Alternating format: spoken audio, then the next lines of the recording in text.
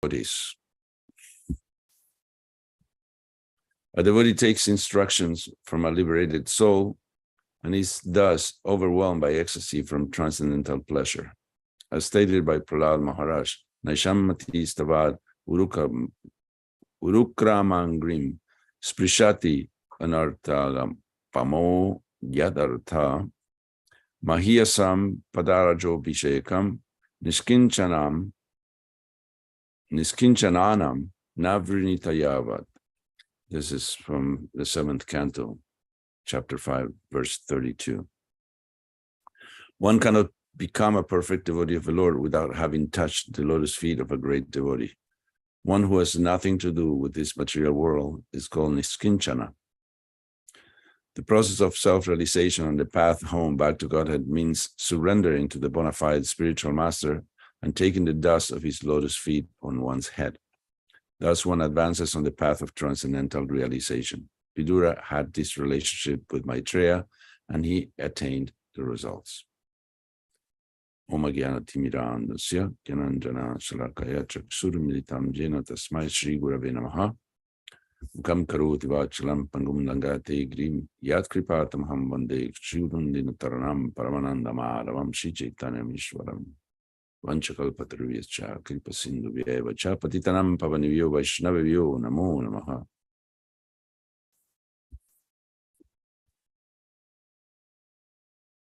Namaha. We're going to briefly go through the verse because there is the appearance of Srila Advaita-Acarya, so I have something to read about him.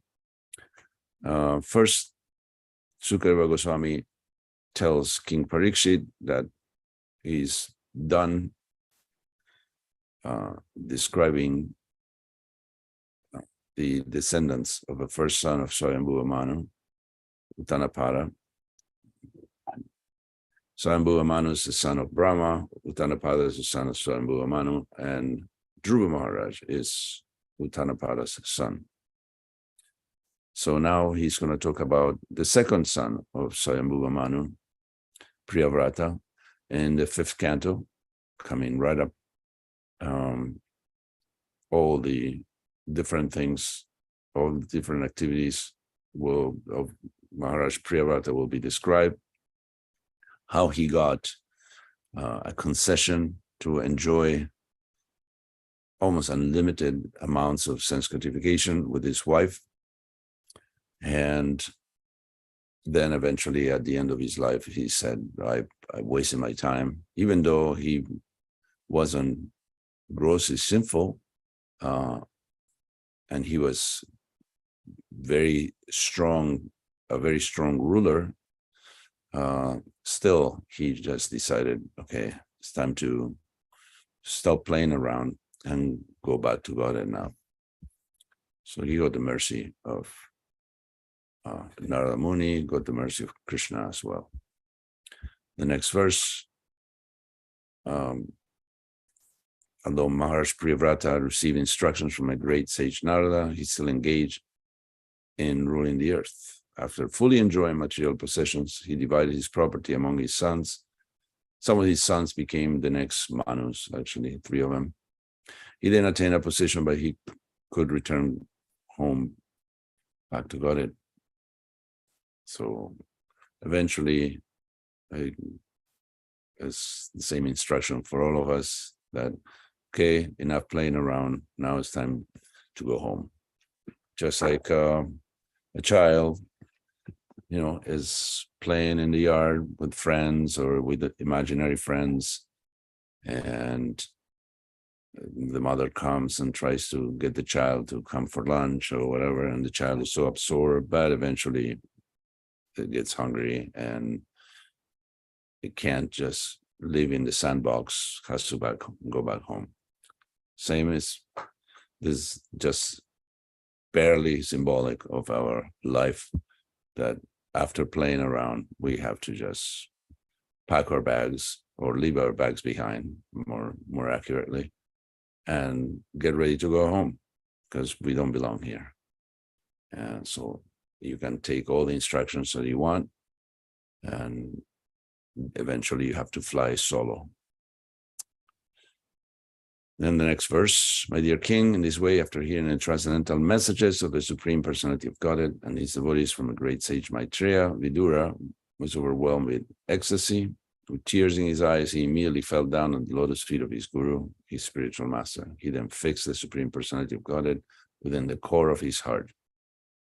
Here is Vidura is described, who accepted Maitreya, was explained that Maitreya wasn't a pure devotee, whereas Vidura was. So there is cases where the disciple is a pure devotee and the spiritual master isn't, but there is no objection as far as the process goes. So Vidura, who was an associate, a direct associate of Krishna, Krishna was very fond of Vidura. Everybody was very fond of Vidura. The Pandavas were very fond of Vidura, Kunti. Vidura was extremely intelligent. He sometimes is addressed as Raja, like king, even though he didn't have a kingdom. And because he was born of a Sudrani, his situation was that he was dependent on others. But Vidura was the most intelligent and sinless of the seniors. So Prabhupada says in the purport that one needs to touch the lotus feet of a great devotee. That doesn't mean physical. It means that the instructions of the spiritual master, as the great devotees don't have lotus pods for feet. This is a sign of humility, that one will accept the instructions of someone who is pure and advanced. So, because Vidura was surrendered to his guru and the order of his guru, he attained the results. So, and now, without further ado, we're going to go into reading about Srila Advaita-Acarya, who is technically the originator of the Hare Krishna movement, because it was due to his crying and praying and calling out that Lord Chaitanya decided to show up. Of course, Lord Chaitanya had plans. He was gonna come, but he, because of the intense desire of Advaita-Acharya, is that he finally showed up and delivered his message just to save the world from the darkness of Kali Yuga and its inhabitants. I can't even go to Google or YouTube without seeing mass shootings and horrors and crime and crazy, abusive, lying politicians. The world is just a disaster. So it's becoming more and more obvious, and that the holy name is the only Harinama, Harinama, Harinama eva kevalam kaluna stiva nastiva nastiva gatiranita. In this age of Kali, no chances, zero chances of getting out of here. There is one exit. There is not many doors. And the holy name, Lord Chaitanya's movement, is the way out of this merciless misery that we are submitted to. So let's talk about Srimad Advaita-Acharya. So from the Gora Ganodesha Deepika, I'm going to skip the Sanskrit, but I will read the English. Sadashiva, excuse me, an expansion of the Supreme Lord in Vraj, is here known as Advaita-Acharya. He is non-different from Chaitanya. In Vraj, he took the form of a cowherd boy and danced alongside Krishna. This is stated by Bhairava in the Shiva Tantra. Once during the Diwali festival in the month of Kartik, my guru Shankaradev saw Krishna dancing with Balaram and the cowherd boys. He then wished to become a cowherd boy himself and began to dance, spinning like a whirling wheel for Krishna's pleasure. Thus, by Krishna's mercy, Sadashiva plays two different roles in Vraja. In one, he is Shiva himself. In the other, he is a coward boy. Advaita Tattva. In Chaitanya Charitamrita, Krishnadas Kaviraj Goswami quotes the following evidence from the diary of Swarupa Damodar to describe the ontological principle of Advaita-Acarya. Mahavishnu is the master of the universe, which he creates through his power of Maya. Advaita-Acharya is an incarnation of this form of the Supreme Lord. He is known as Advaita because he is none other than Hari, as Acharya, because he is the preceptor of devotion. I take shelter of the Supreme Lord Advaita-Acharya, who is the incarnation of our devotee.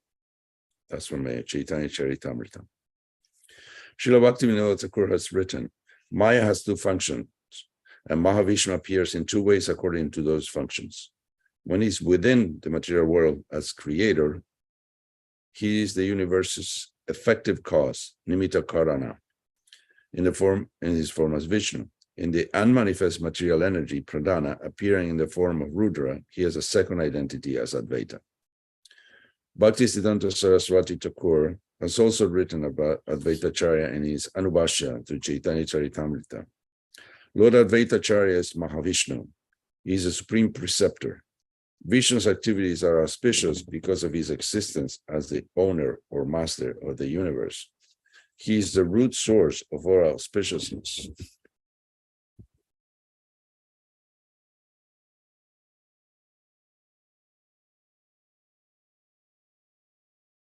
Anyone who cannot understand that the complications that are ever present in the material universe are beneficial in a way that is pure, eternal, complete, and free is deprived of his true spiritual identity, spiritual activity, devotion to Krishna. Advaita-Acharya is also known as Kamalaksha.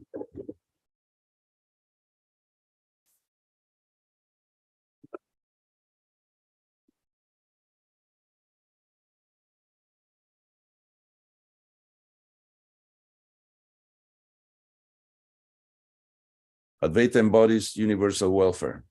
He is the abode of all auspicious qualities. His activities are the eternal source of the world's well-being, so he was given the name Mangala, Chaitanya Charitamrita. Also from the Chaitanya Charitamrita, two more quotes. Advaita, the abode of virtue, is a portion, Amsa, of Mahavishnu, because he is not different from Vishnu. Advaita is his most perfect name. He is the noblest personality in the universe, the spiritual master of the Vaishnavas.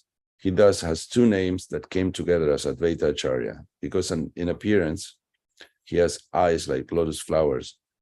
He also has the name Kamalaksha. Vrindavan Das Thakur in Chaitanya Bhagavat has also described Advaita as both the foremost of the Vaishnavas and as Shiva. Residing in Navadvip is the foremost and most fortunate of all Vaishnavas, Sri Advaita-Acharya. He heads all spiritual masters in knowledge, devotion, and renunciation. He especially teaches devotion to Krishna in the same way that Lord Shankara did. Now let's read from Advaita's appearance. Advaita-Acharya appeared in the village of Navagram near the city of Sylhet as the son of a Varendra Brahmin Kubera Pandit and his wife Navadevi on the seventh day of a waxy moon in the month of Magh. Kubera Pandit is identified in the Gora Ganodesha Deepika with Kubera, Mahadeva's friend and leader of the Guhyakas. Kubera Pandit, a devotee of Nishinga, resided in the village of Navagram near Sylhet in Bangladesh. He was a greatly fortunate follower of the path of devotion. He knew nothing other than the lotus feet of Krishna. His devoted and faithful wife was named Navadevi. She is worshipable to the whole world, for she is the mother of Advaita Prabhu. This is from the Bhakti Ratnakar. On the seventh day of the waxing moon of the month of Magh, the great ocean of joy overflowed. In that auspicious moment, the moon of Advaita descended in the blessed womb of Navadevi. In his ecstasy, Kubera Pandit made gifts to the Brahmins and the poor. He tiptoed to the birthing room, and his heart was filled with gladness upon seeing his son's face. All the villagers came running to his house and said to each other, "What pious works did this Brahmin do, that in his old age he has been blessed with such a jewel of a son?" The gods rain down flowers without being seen. There is nothing with which this scene can compare. Ganashyam sings of this great auspicious occasion when a joyous uproar rung around the earth, also from the Bhakti Ratnakar. In the Gaudiya Vaishnava Abhidhana, Advaita's birthplace is given as Laura. It is also said that Advaita Prabhu left Laura to reside in Silhet and from there moved to Shantipur. He also had a home in Navadvip. His full name was Sri Kamalaksha or Kamalakanta Vedapanchanan. His birth took place in 1434 AD and he disappeared in the year 1559 at the age of 125 years.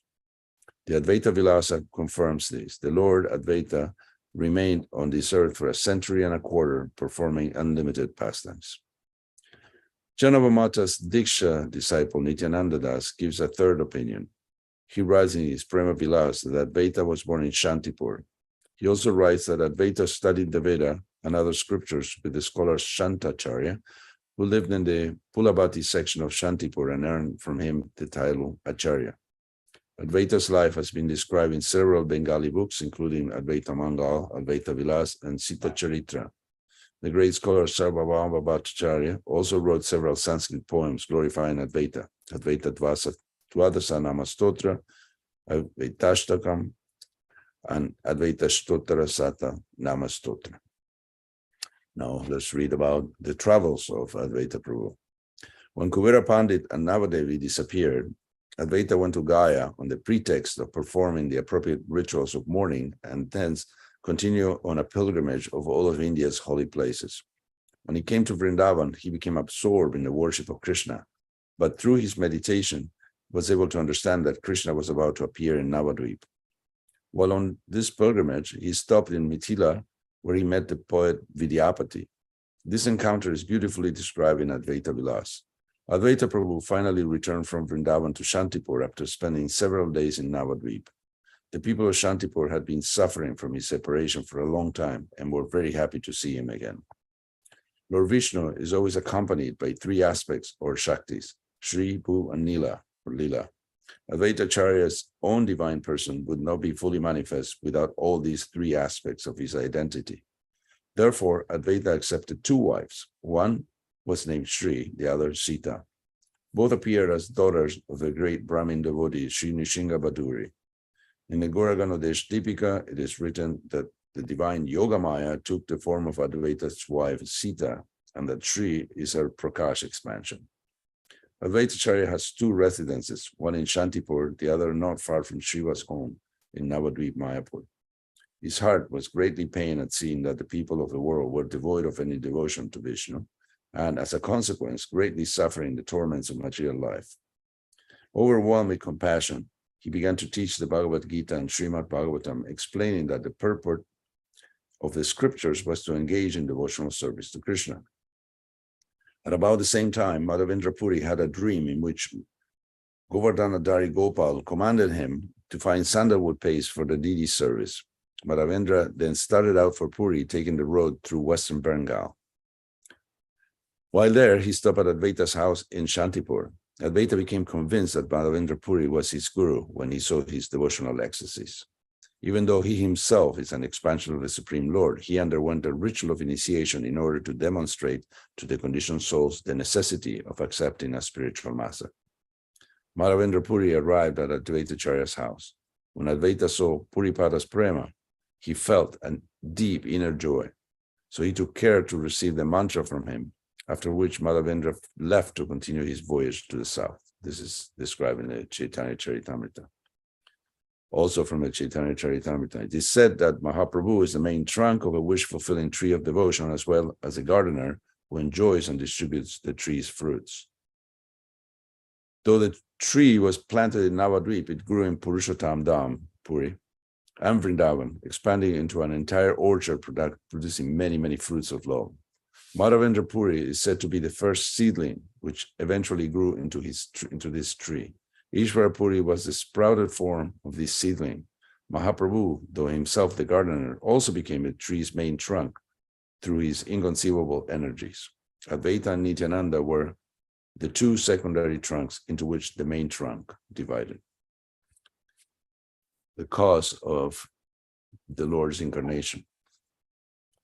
Sri Krishna Chaitanya Mahaprabhu is the main body of the devotional movement, and Advaita and Nityananda are its limbs.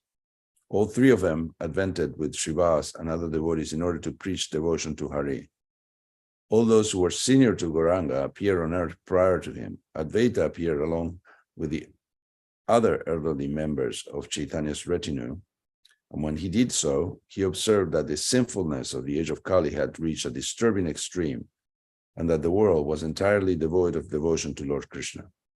He thought that a partial incarnation of the Lord would not be sufficient to completely remedy this situation. He felt the world will only benefit if the Supreme Personality of Godhead himself descends to the earth. So he began to worship Krishna's lotus feet with Ganges water and tulsi leaves, shouting and pleading to the Lord to incarnate.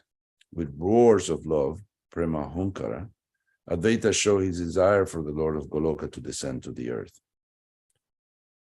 He constantly offered water from the Ganges and Tulsi Manjaris while meditating on Krishna's lotus feet, at the same time calling to Krishna with loud roars. This is the way he brought about Krishna's descent. This is the chief reason that Krishna Chaitanya became incarnate on earth. The Lord, the bridge of justice, descends at the wish of the devotee. This is from Chaitanya Charitamrita. Advaita-Acarya lived in Shantipur. His body is a reservoir of devotional nectar and is not different from that of Chaitanya. He brought Sri Krishna Chaitanya, whose spotless fame has filled the world, down to this earth. My Advaita is not different from Gauranga, and his wife Sita is the mother of the universe. First, he brought Gauranga into this world with his roars, and then he glorified him everywhere. That's from a Bhakti Ratnakar, as well as the next quote. All glories to Advaita-Acharya, the most merciful, whose roars brought about Gauranga's incarnation. Whoever takes shelter of his lotus feet will obtain the great wealth of love for Gaura. This is from the Chaitanya Bhagavat. He constantly served Krishna with great enthusiasm, offering Ganges water and tulsi manjaris. Absorbing thoughts of Krishna, he worshipped him by roaring his name, the sound of which filled the entire universe, reaching up to Vaikuntha. Lord Krishna heard the sound of these roars of love and made himself visible to humanity, for he is controlled by his devotee. Nityananda Prabhu also descended prior to Mahaprabhu's appearance on the 13th day of the waxing moon of the month of Magh. He appeared in the family of Hadai Pandit and Padmavati in the village of Ekachakra in Radha, bestowing upon them the opportunity to serve him in the Vatsalya Ras. Meanwhile, 8 daughters were born to Jagannath Mishra and Sachi Devi, all of whom died before their son, Vishwarupa. Nityananda's other self took birth.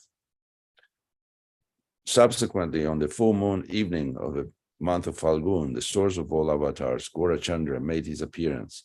After the appearance of Sri Chaitanya, Sita Devi took Advaita's permission to come with gifts to Navadvip from Shantipur to see the most wonderful child. When she saw him, she blessed him by placing unhusked rice and durva grass on his head. After taking permission from her husband, Sita Thakurani, Advaita-Acharya's respectable and noble wife went to Navadvip to see the crown jewel of infants, taking gifts with her. That's from the Chaitanya Charitamrita. Advaita-Acharya established a toll for teaching Sanskrit in Navadvip, Mayapur, and started to engage in a deep study of the scriptures. Every day after bathing in the Ganges, Mahaprabhu's older brother Vishwarupa used to go to Advaita's house to listen to him lecture. On certain occasions, when Advaita was engaged in performing his puja, Vishwarupa would explain to everyone present there that devotion to Krishna was the ultimate purport of all the scriptures. When Advaita heard him speaking in this way, he got up from worshipping his deity and embraced them. Sachi regularly sent little Nimai at noon with something for Vishwarupa's lunch. When Advaita Prabhu saw Nimai's beautiful face, he became enchanted, but was unable to recognize him as his worshipable Lord, the Supreme Truth. In the meantime, Vishwarupa had secretly decided that he would renounce family life in the knowledge that the material world is temporary and that a human being's only real duty is to worship the Lord. When he saw that his parents were starting to make wedding plans for him, he quickly left home and took sannyas, after which he was known by the name Shankararanya. Sachi, Jagannath, and other devotees all lamented the loss.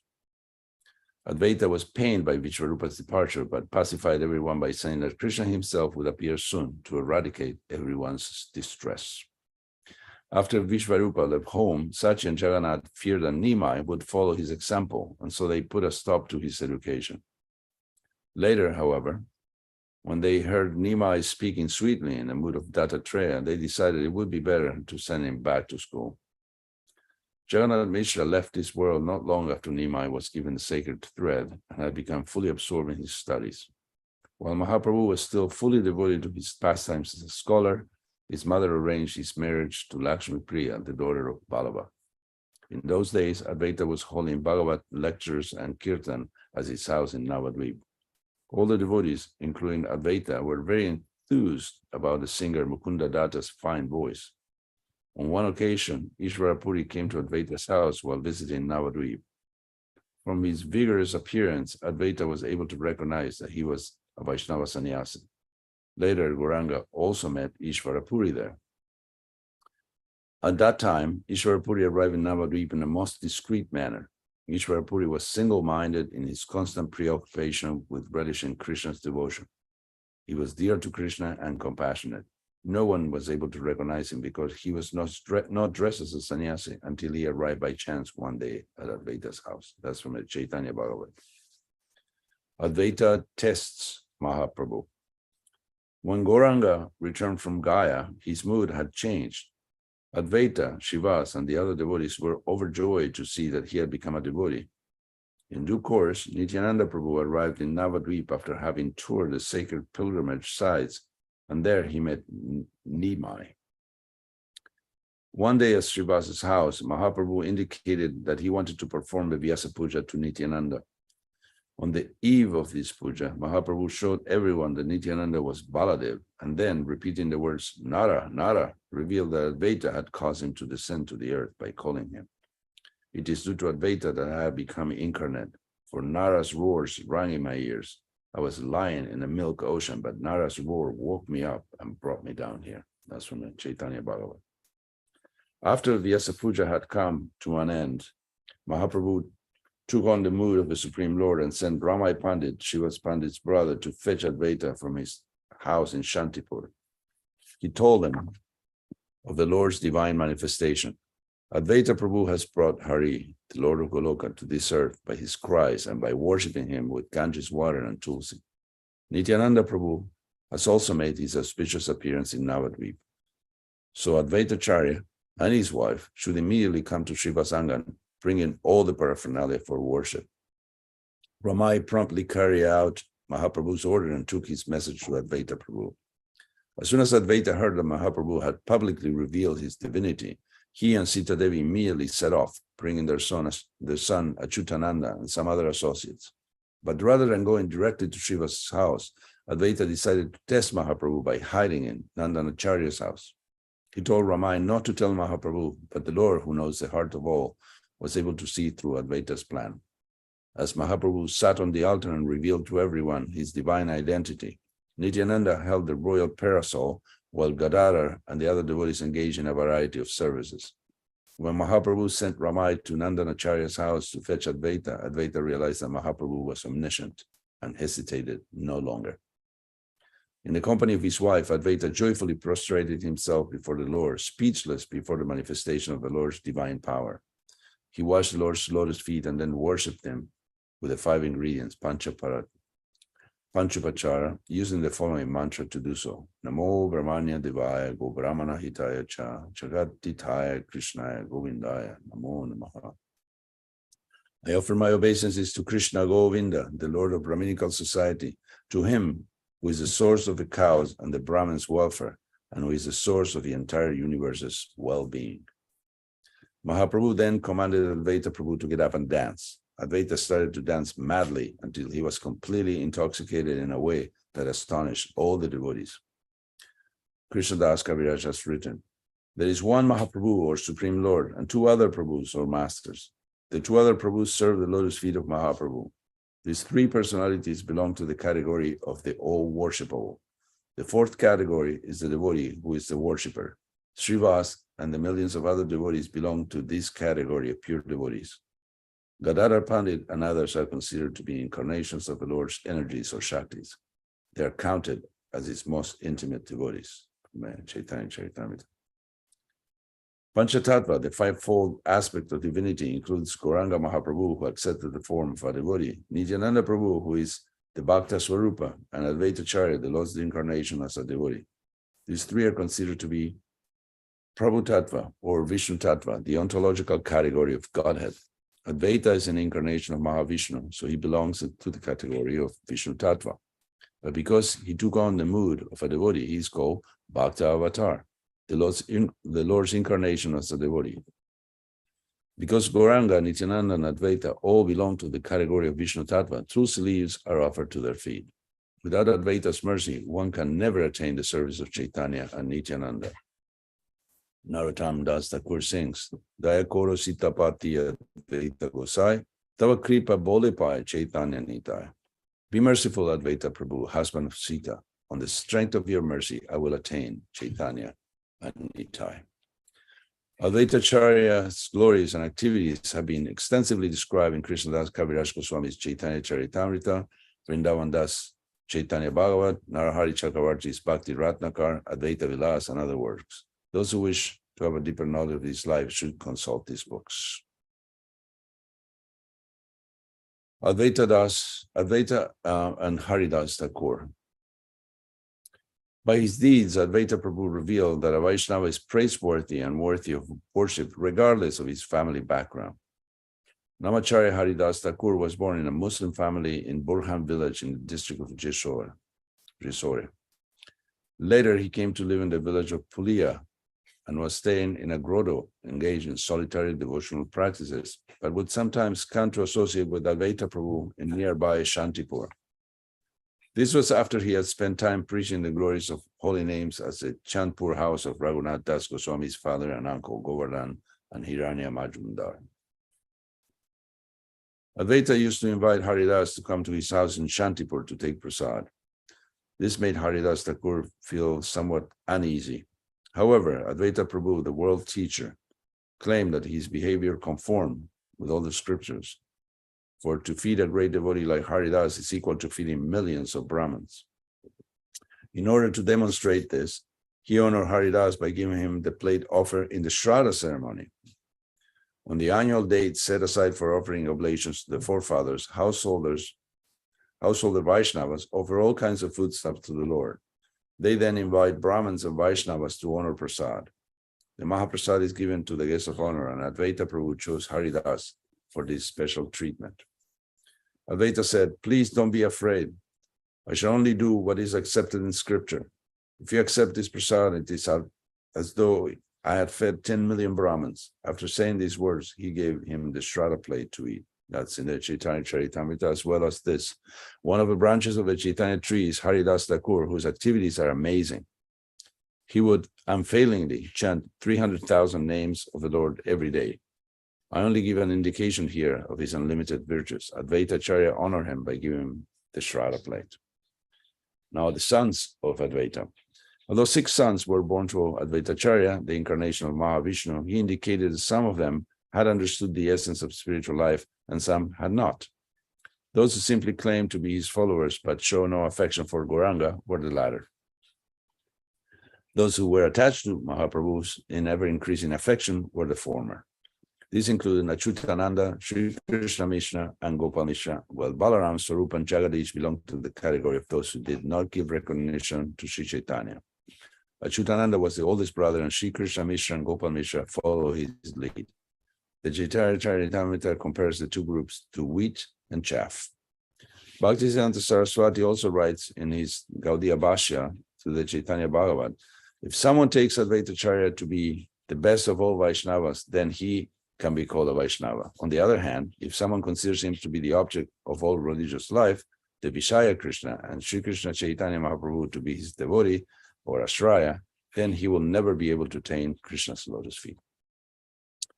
The Lord punishes Advaita. It is also said that Mahaprabhu taught Advaita the real meaning of the Bhagavad Gita. Vishwambara explained the true understanding of the Gita to Advaita, withdrawing the gates that conceal the nature of bhakti. That's from the Chaitanya Bhagavad. Another wonderful pastime was prepared by Advaita in order to show the fallen jivas how auspicious it is to receive punishment from the Lord, the Guru, or a Vaishnava. How fortunate is a devotee who is chastised by his Guru. This is described in the 7th chapter of the Chaitanya Charitamrita, Adi Lila, where Bhaktivinoda Thakur had made the following comments on his Amrita Pravaha Bhashya. Advaita-Acharya is the god brother of Mahaprabhu's Guru, Ishvara Puri. For this reason, Mahaprabhu treated Advaita as his elder and spiritual master, even though Advaita considered himself to be Mahaprabhu's servant. I said that the other day, and somebody was quick to correct me that it was his spiritual master, but actually they were god brothers. Advaita was pained to see Mahaprabhu treat him with such respect, and so, in order to seek out the merciful punishment of the Lord, he returned to Shantipur and began to explain the path of knowledge to a few unfortunate individuals. When the Lord caught wind of this, he became extremely angry and went to Shantipur to give him a good thrashing. When he was chastised in this way, Advaita danced for joy, saying, "Just see, my desires have been fulfilled today.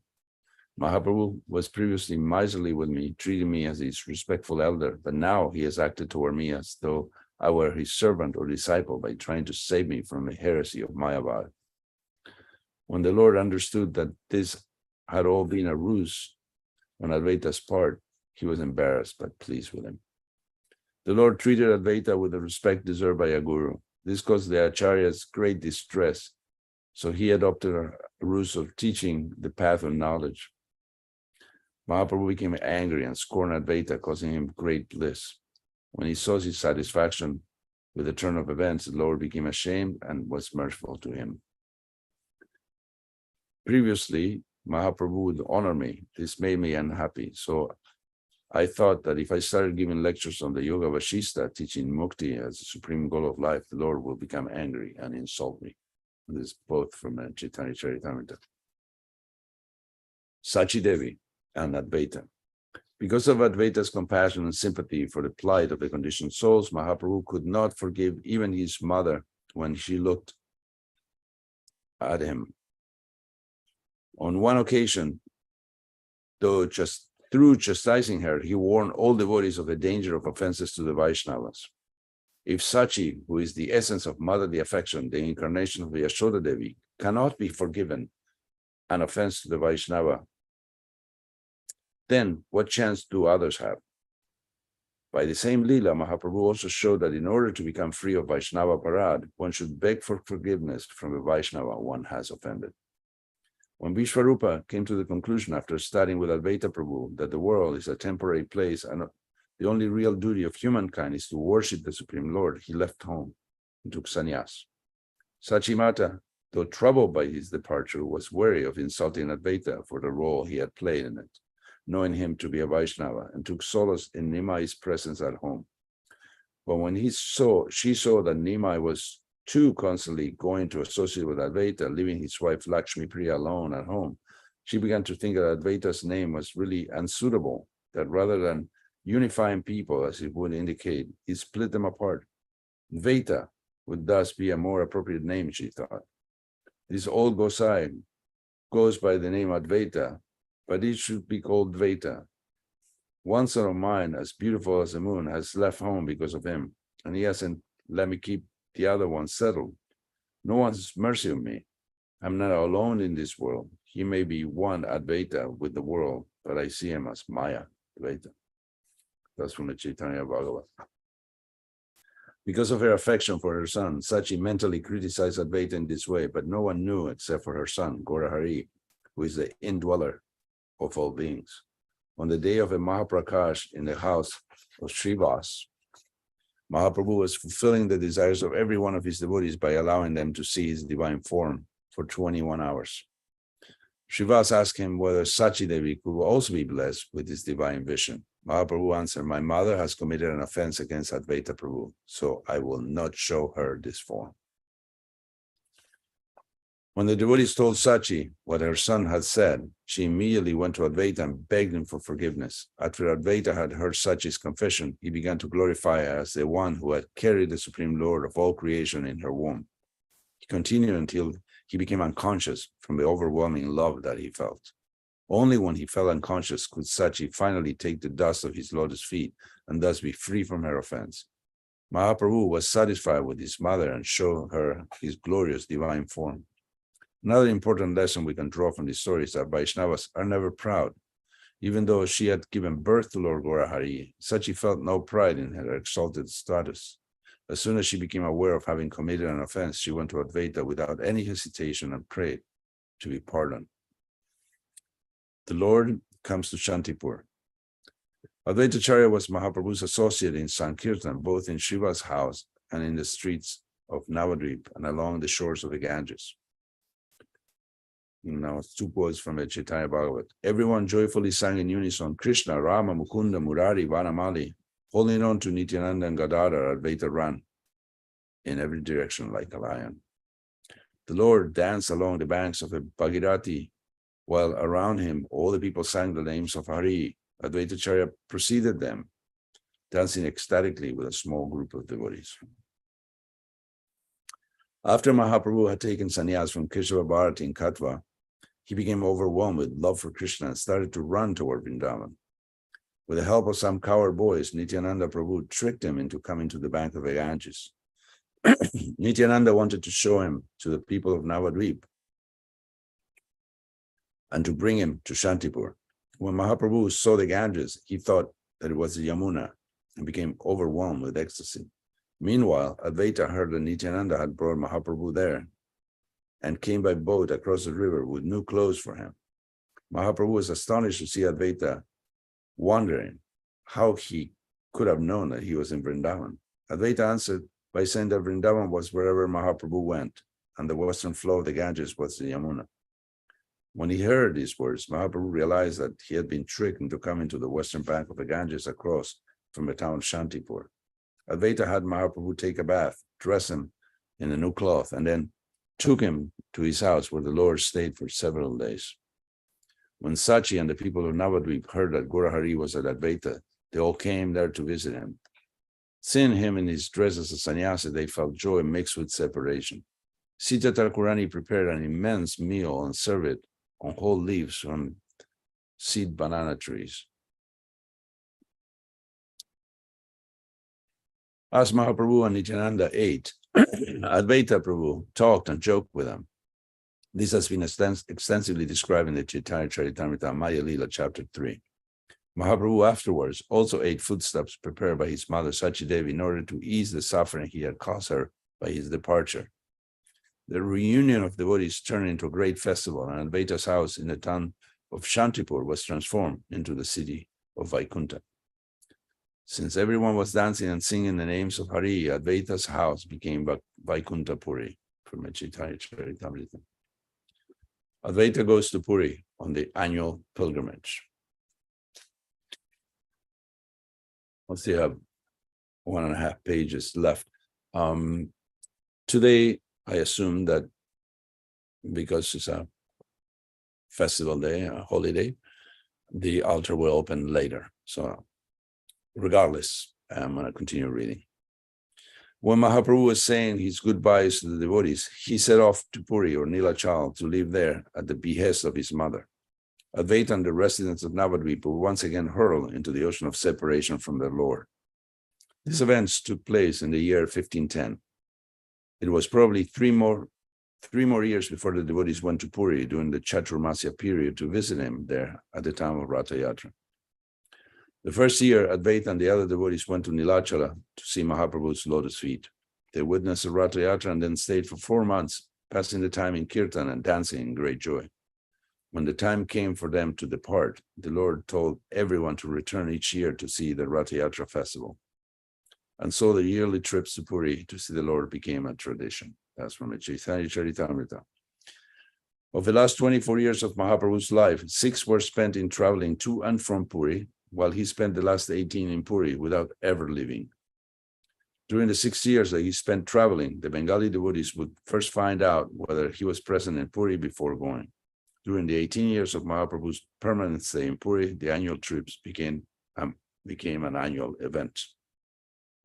After Mahaprabhu arrived in Puri from Vrindavan, he never again left for the 18 remaining years of his life.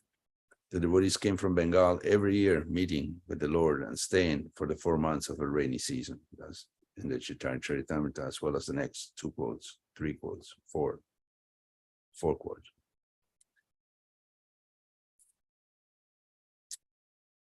All of Mahaprabhu's servants, Advaita, Nityananda, Mukunda, Srivas, Vidyanidhi, Vasudeva, Murari, went every year to meet with the Lord, staying in Puri for 4 months. The Lord enjoyed a multitude of pastimes with these devotees during this time. The time for Ratha Yatra came again, and the devotees started on the annual pilgrimage to Nilachala. They were following the Lord's order to come every year to see the Ratha Yatra festival, with Advaita-Acarya at their head. All the devotees set off towards Nilachala.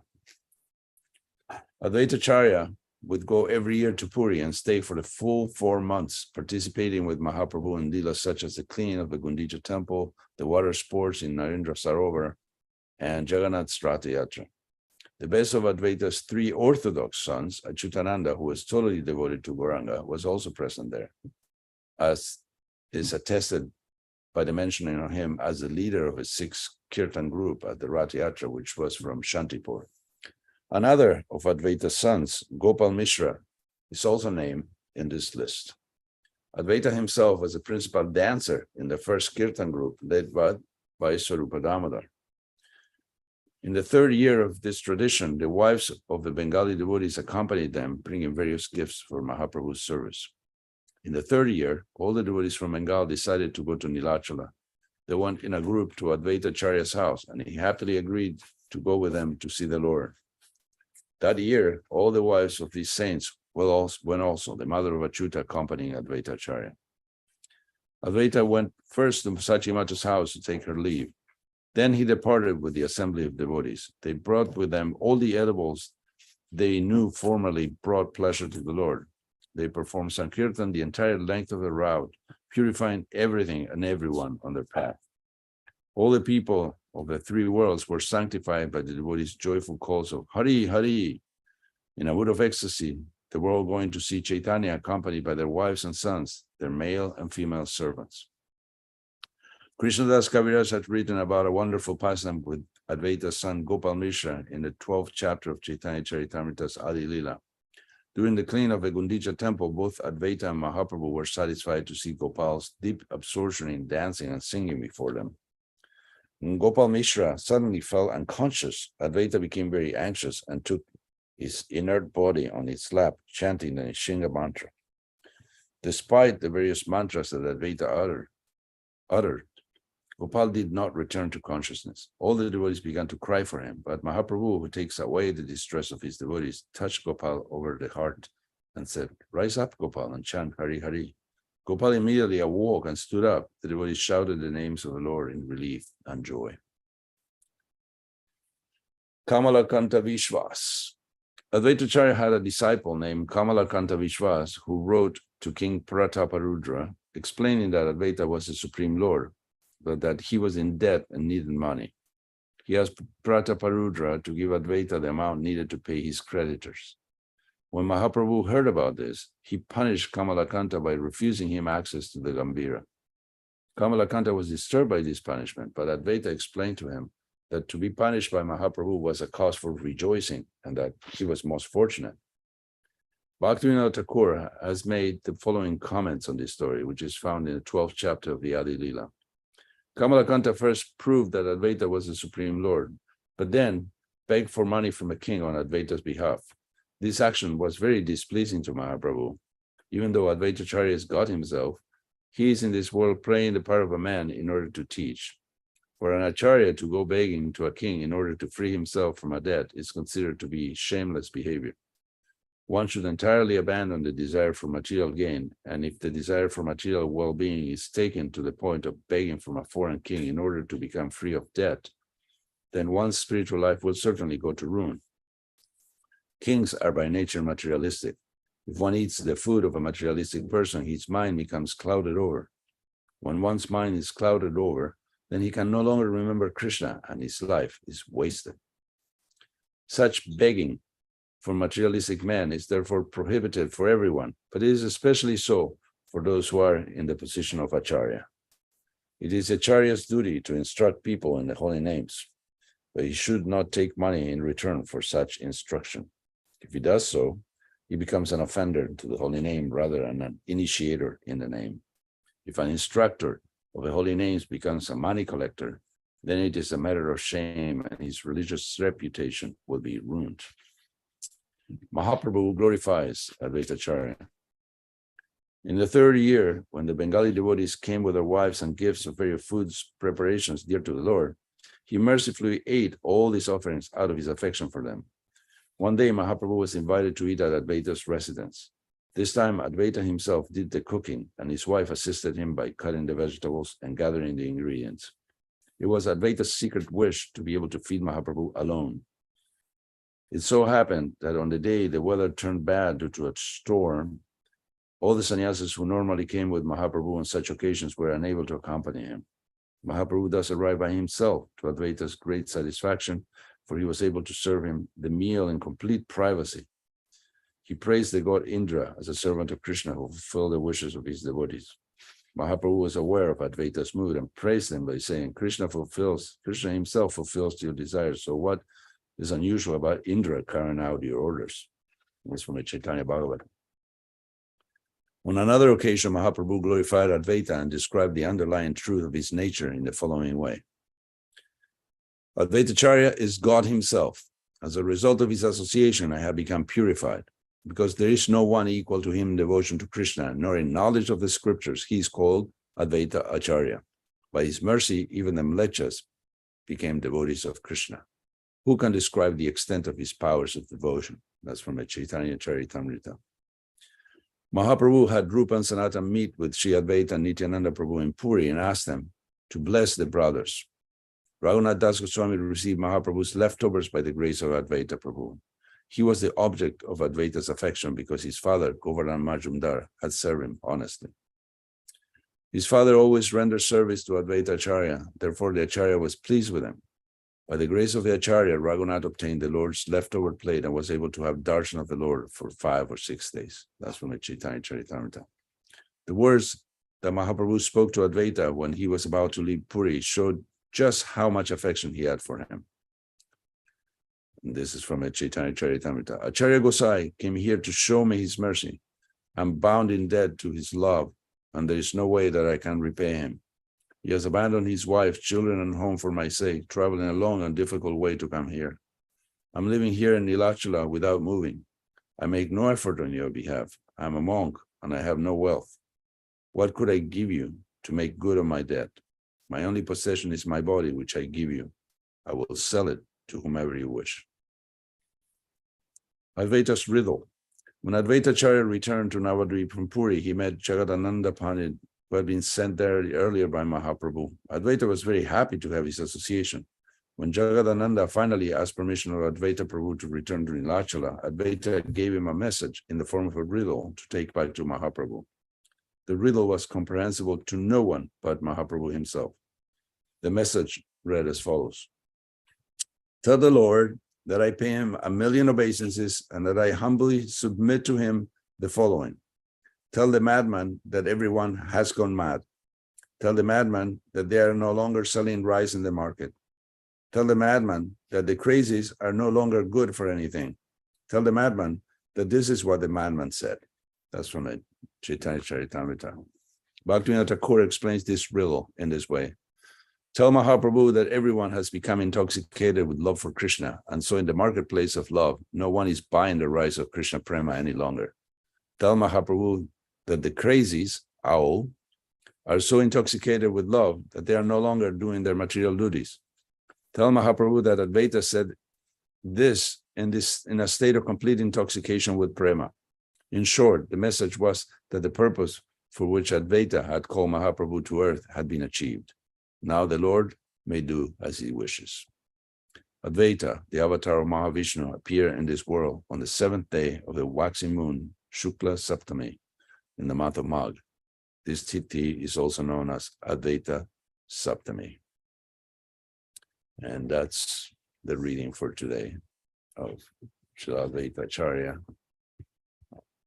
We are all in debt to Advaita-Acharya for having roared and worshiped the Lord with Ganges water and tulsi leaves. And that's why there is a Hare Krishna movement and a way out of this madness.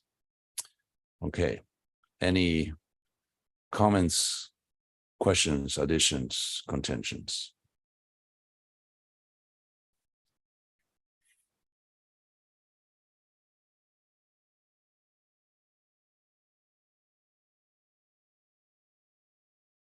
I hope everyone is satisfied. I'm not satisfied. What's that? I'm not satisfied. Well, just tell me what we can do. If you're not satisfied with that, you have a problem. I have lots of problems. First, no one could have any contentions because it was a wonderful narration. It was really nice and a great way to hear about Advaita-Acharya on his appearance day. But I'm not satisfied because I have a burning desire to hear more details from the narrations of Advaita-Acharya's pastimes described in chapter 3 of the Madhya Leela of Chaitanya Charitamrita. Do you happen to know any of those stories? No, by heart. But I'm sure you do. I don't know them so well. Well, we donated our Chaitanya Charitamrita to the temple, so I don't have a copy here. Oh. Well, Unless I have to begin with, Lord Chaitanya wanted to visit Vrindavan, and so he departs along with Lord Nityananda, a few others, and in his ecstasy, he winds up wandering around Radhadesh rather than actually proceeding to Vrindavan. It's still wrapped up. I can't remember who. Maybe Krishna Kshetra Swami. Somebody gave me a 1-volume Chaitanya Charitamrita. Go ahead, Prabhu. Anyway, lots of humorous stories in the 3rd chapter, beginning with this incident of Lord Chaitanya thinking that he's going to Vrindavan, and he is tricked by Lord Nityananda, who makes arrangements with Advaita-Acharya to meet them in a boat on the Ganges in Shantipur.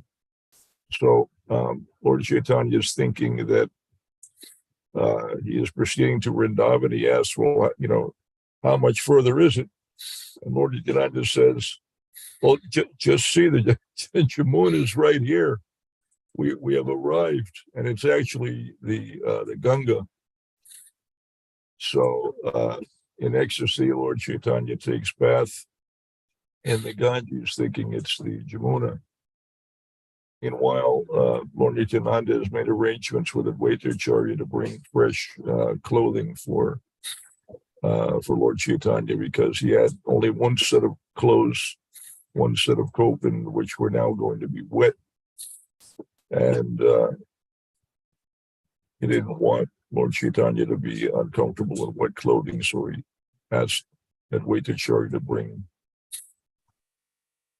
a fresh set of cloth. And so while taking his bath, Lord Chaitanya is reciting prayers to the Jamuna, and all of a sudden Advaita-Acharya comes floating by in a boat. And Lord Chaitanya is astounded, and he's asking Advaita-Acharya, how did you know that I was going to Vrindavan? How did you find me here? And Advaita-Acharya says, well, wherever you are is Vrindavan. But so Lord Chaitanya realizes that he has been cheated by Nityananda, and Advaita-Acharya invites Lord Chaitanya to his home, a meal, because he's been fasting for 3 days. And there are all kinds of wonderful pastimes that took place, also very humorous. There's all kinds of joking between Advaita-Acharya and Lord Nityananda, the details of which I can't really remember clearly enough to be able to convey effectively, but there is an incident in which Lord throws rice at Advaita-Acharya. Thrown to the legs, yeah. Actually, I do have this. I didn't even remember. I had the 1-volume Chaitanya Charitamrita, and it has all the verses and purports. I can, if you tell me where from, I can. Well, I don't want to read about the feast was served to Mahaprabhu because the devotees are fasting, so that wouldn't be would not be cool. But I can read. Okay. Yeah, I'm looking now at the description of this feast. Advaita-Acharya told Lord Chaitanya, he said,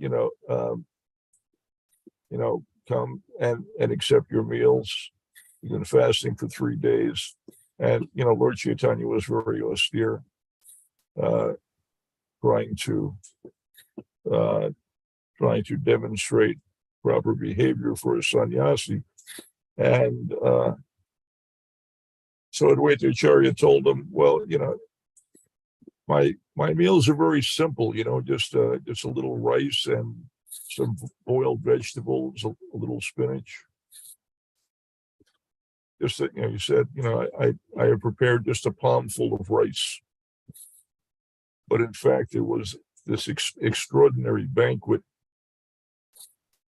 Anyway, I'm looking through the description of that now, trying to find where the joking begins with.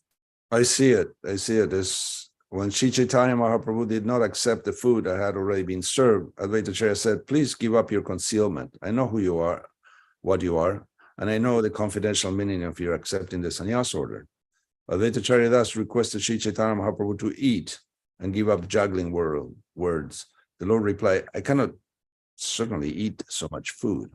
Advaita-Acharya then requested the Lord to simply accept the prasadam without pretense. If he could not eat it all, the balance could be left on his plate. Sri Chaitanya Mahaprabhu said, I will not be able to eat so much food, and it is not the duty of a sannyasi to leave remnants. In this connection, Advaita-Acharya referred to Chaitanya Mahaprabhu's eating at Jagannath Puri.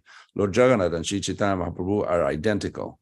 Advaita-Acharya pointed out that at Jagannath Puri, Chaitanya Mahaprabhu ate 54 times a day, and each time he ate many hundreds of pots of food. Sri Advaita-Acharya said, the amount of food that 3 people can eat does not constitute even a morsel for you. In proportion to that, these edibles are not even 5 morsels of food for you. Advaita-Acharya continued, by my great fortune, you have just come to my home. Please do not juggle words, just begin eating and do not talk.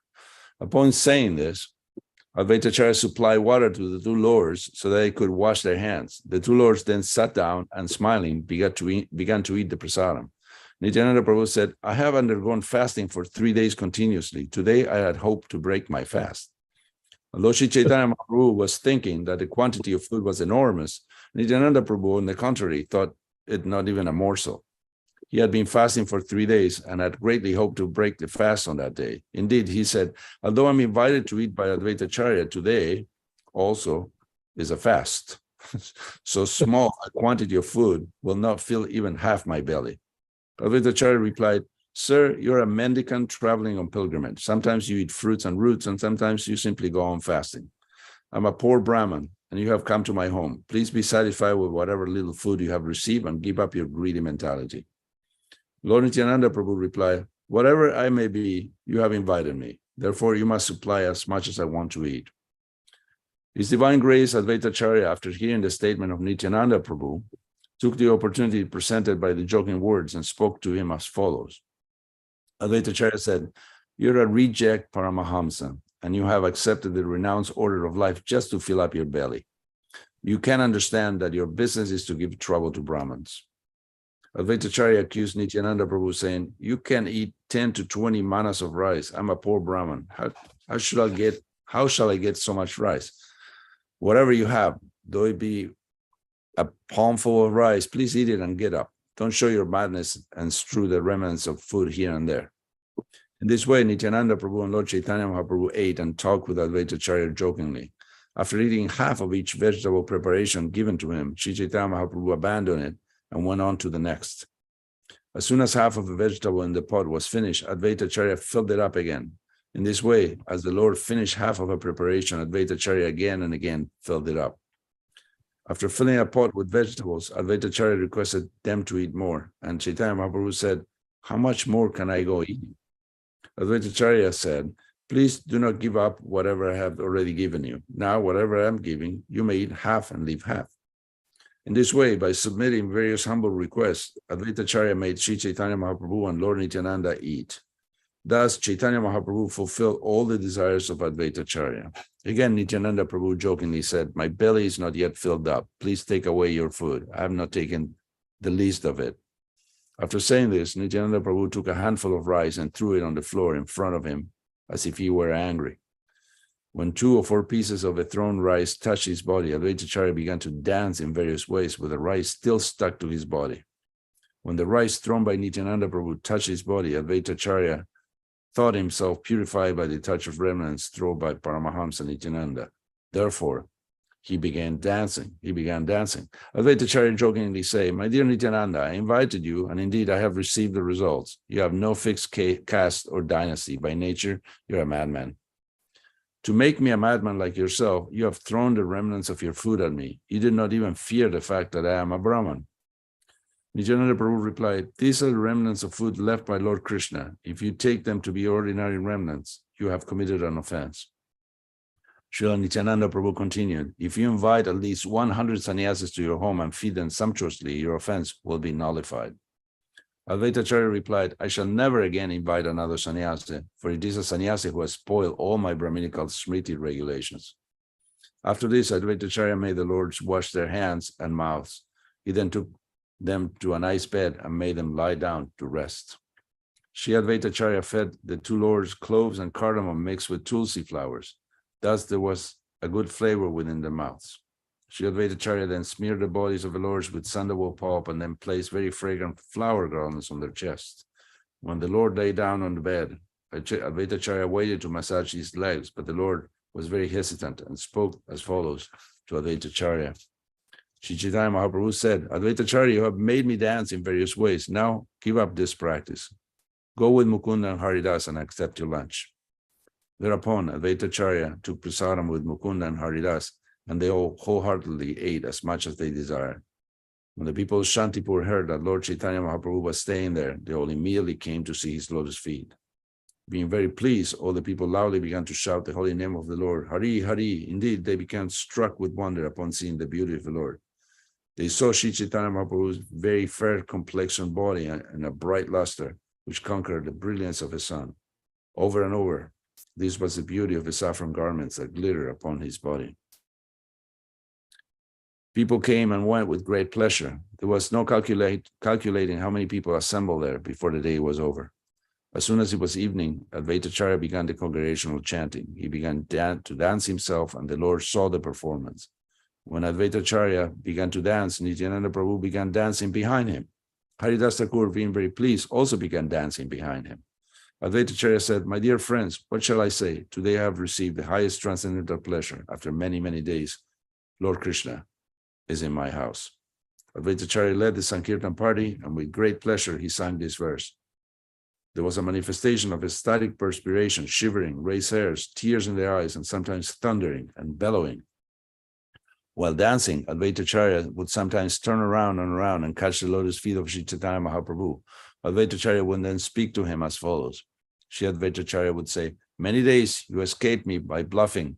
Now I have you in my home and I will keep you bound up." So speaking, Advaita-Acharya performed congregational chanting with great pleasure for 3 hours that night and danced all the time. When Advaita-Acharya danced in this way, Lord Chaitanya felt ecstatic love for Krishna, and because of his separation, the waves and flames of love increased. Being agitated by the ecstasy, Sri Chaitanya Mahaprabhu suddenly fell to the ground.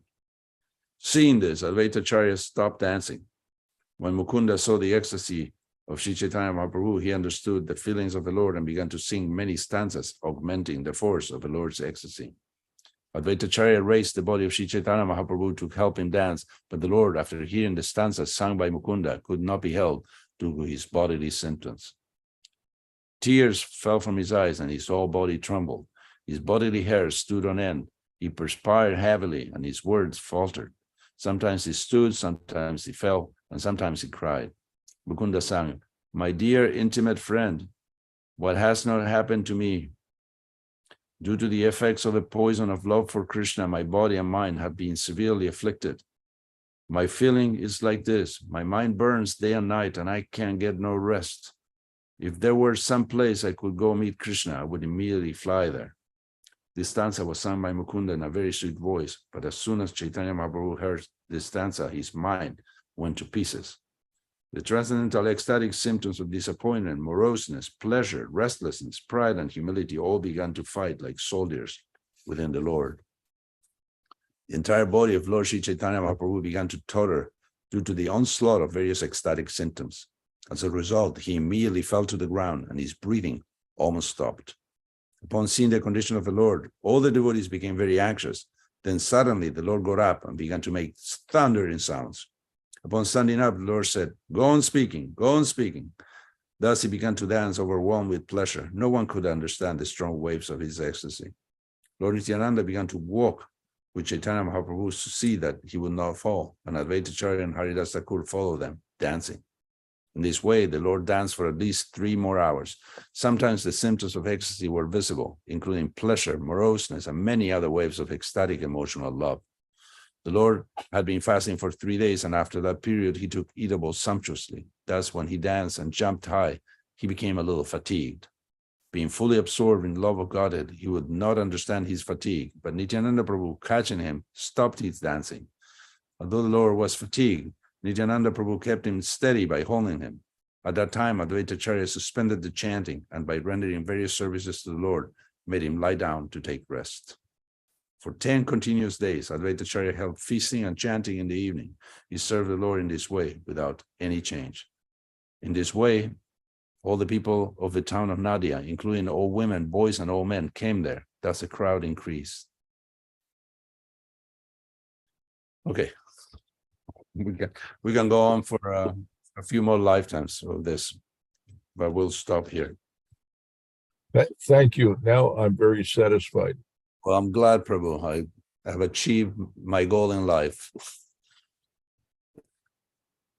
That was ecstatic. Thank you. Okay, thank you, Prabhus. We'll see you perhaps tonight. There is a program tonight, and want to go to the temple and see the beautiful forms of Radha Damodar. All glories to Sri Advaita-Acharya, Grantaraj Srimad Bhagavatam ki jai, Srila Prabhupada ki jai, Gaura Bhakta Vrinda ki jai, Hari, Hari Bo.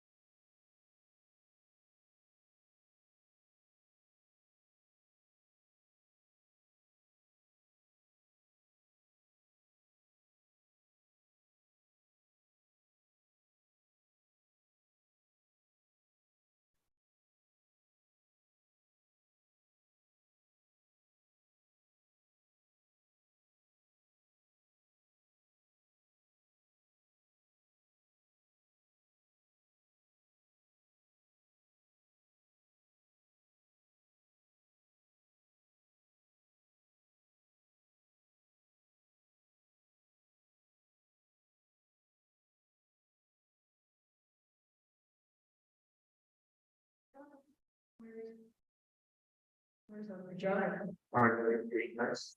She's just making me.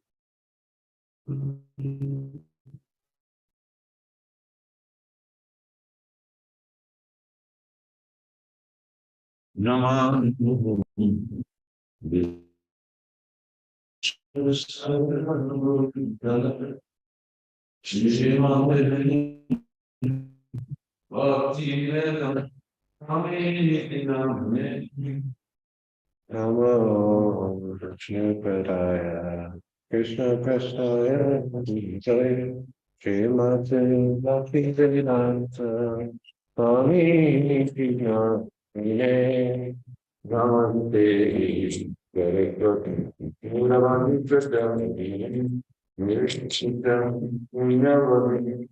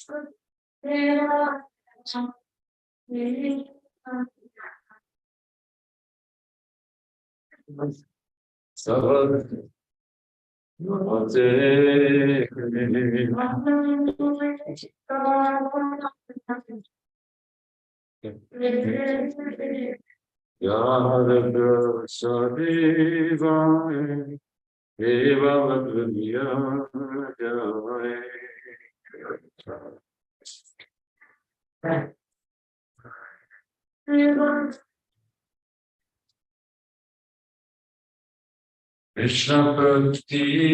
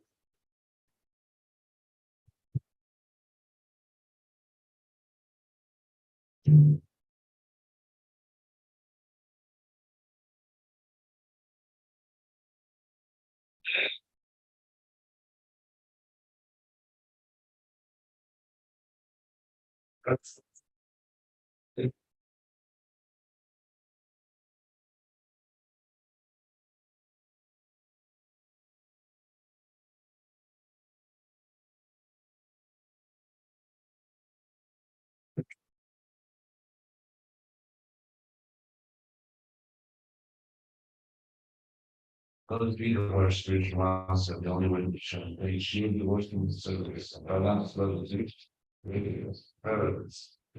it's great in the court, Krishna builds up an entertainment to Krishna, in which does my conscience purified, but worse my aim to be good. That will see pressure. So, you opens my dark eyes, fills my heart with transmission knowledge. These my word, earth up and earth will be many stunning, hear my amaze. Actually, it's not the relation mercy, to over to Jesus. How much please not to come to us, give a share of the Lord's feet. The revenge of my last words. You shall to us, seek so about each other.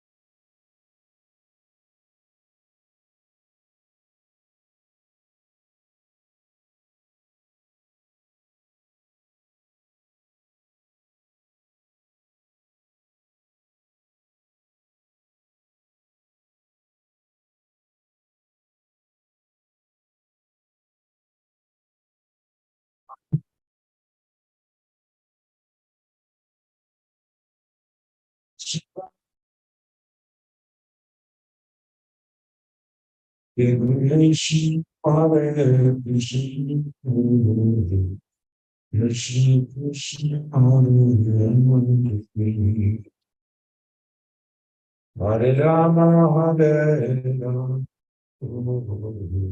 Rama Rama, Hare Rama.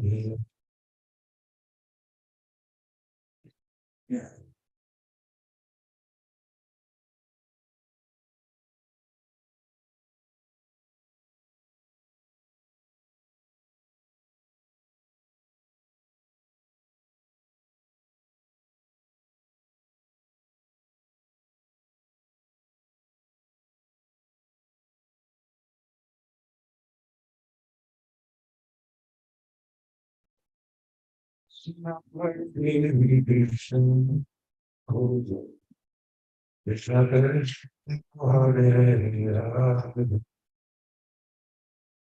Hare Rama, Hare Rama, Rama Rama, Hare Rama.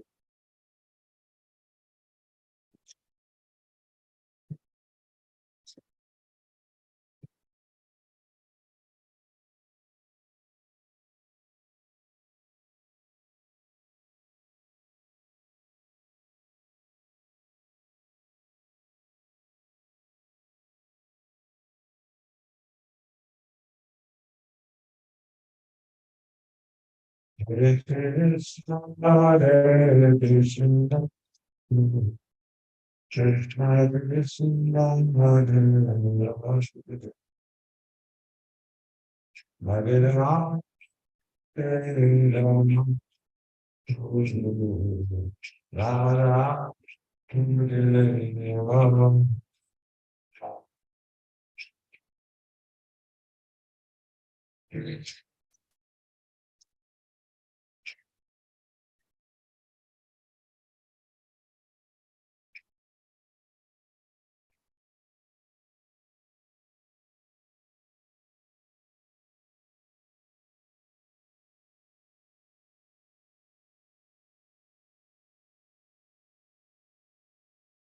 Hare Krishna,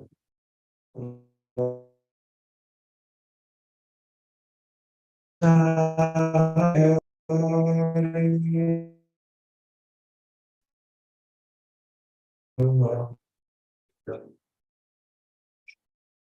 Rama Rama,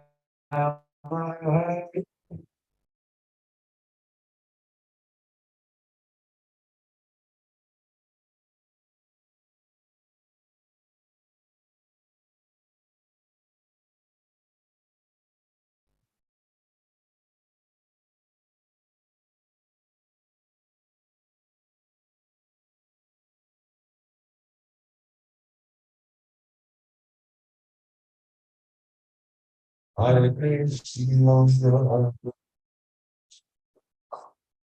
Krishna Krishna,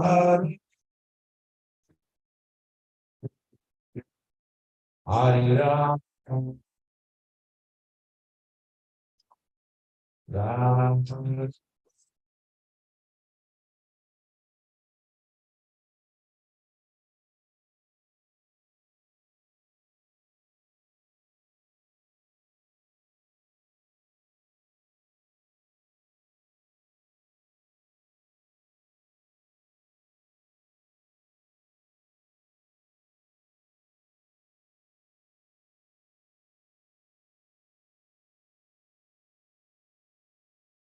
Hare Krishna,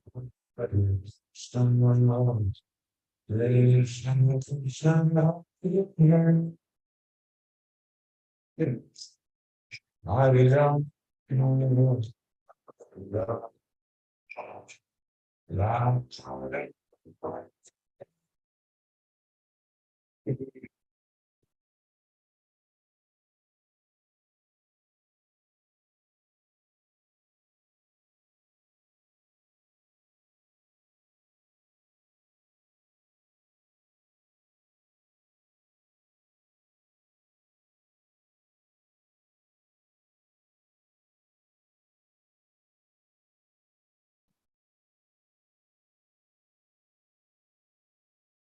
Hare Krishna, Hare Krishna, Krishna Krishna,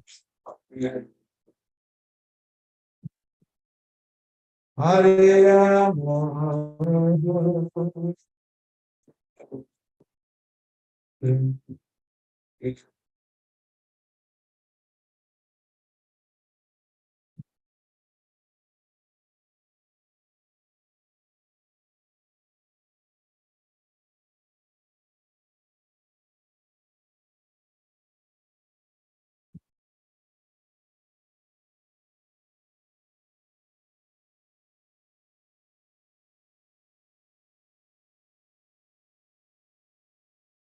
Hare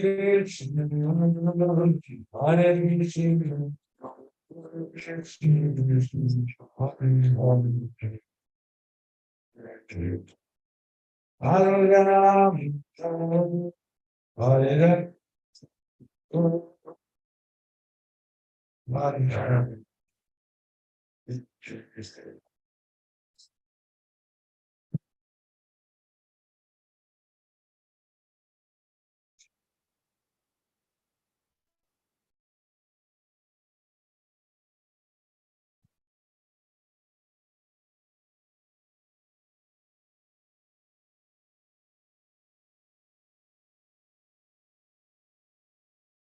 Hare Krishna, Hare Krishna, Hare Krishna, Hare Ram,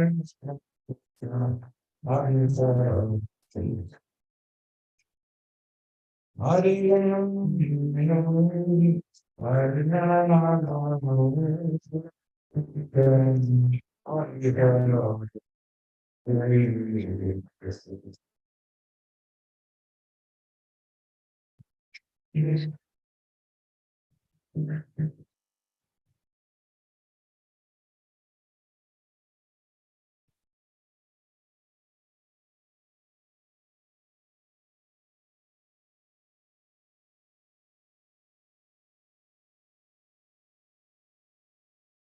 Hare Krishna, Hare Krishna,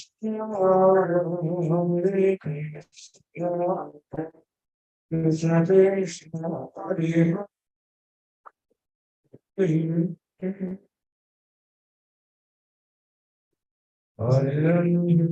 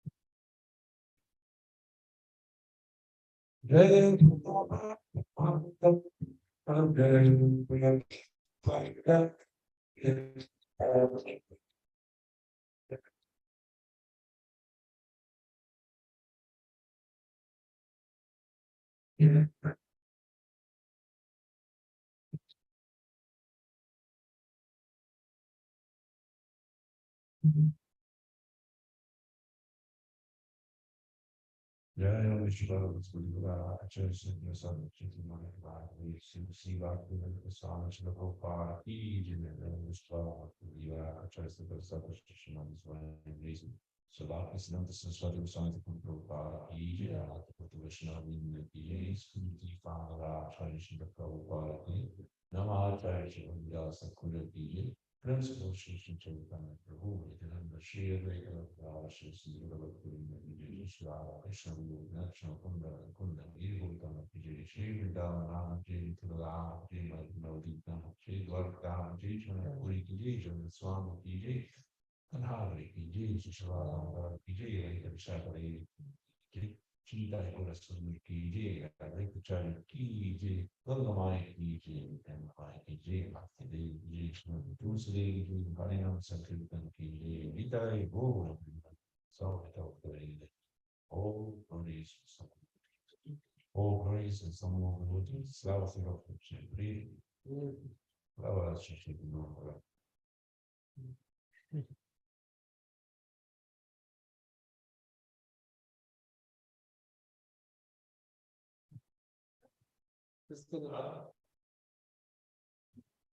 It's a bit in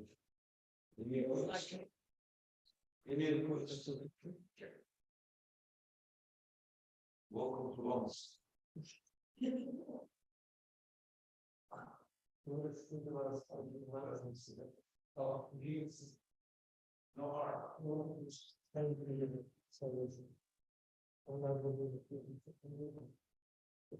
Hare Krishna, dear devotees,